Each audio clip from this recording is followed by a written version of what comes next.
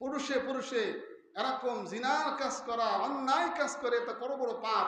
এখনো পর্যন্ত সেই সাগর এখনো আছে, যে সাগর ফেরেশতার মাধ্যমে আল্লাহ তাআলা এমন ভাবে একটি ঝাঁকানি দিয়েছিল, ফেরেশতা একটা পাখা দিয়ে তার পাখা মাটিতে ঢুকিয়ে হালকা একটু নাড়া দিয়েছে, নাড়া দেওয়ার সাথে সাথে সেখানে লোহিত সাগর হয়ে গিয়েছে। ওই সাগরের পানি এত বিষাক্ত, ওই সাগরের পানি কোনো পশু, কোনো জীবজন্তু, কোনো মাছ সেখানে বাস করতে পারে না। এত বিষ, এত এরকম নিকৃষ্ট আল্লাহর কাছে হয়ে গিয়েছে।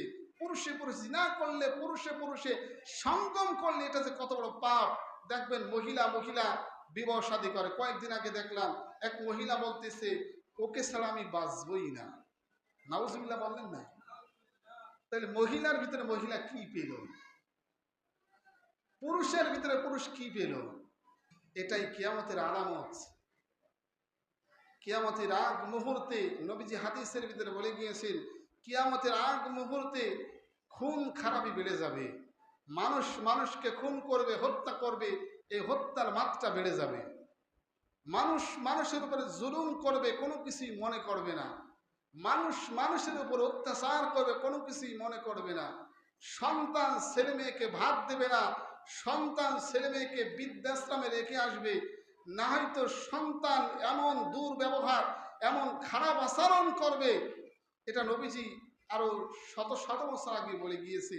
নবীজিকে আল্লাহ তাআলা এত ক্ষমতা দিয়েছিল, নবীজি আজ থেকে 70 বছর আগে, আজ থেকে 2070, 2080 সালে, 2090 সালে কি হবে, এটা অটোমেটিক আল্লাহ তাআলা তাকে দেখার বোঝার ক্ষমতা আল্লাহ তাআলা দিয়ে দিয়েছে।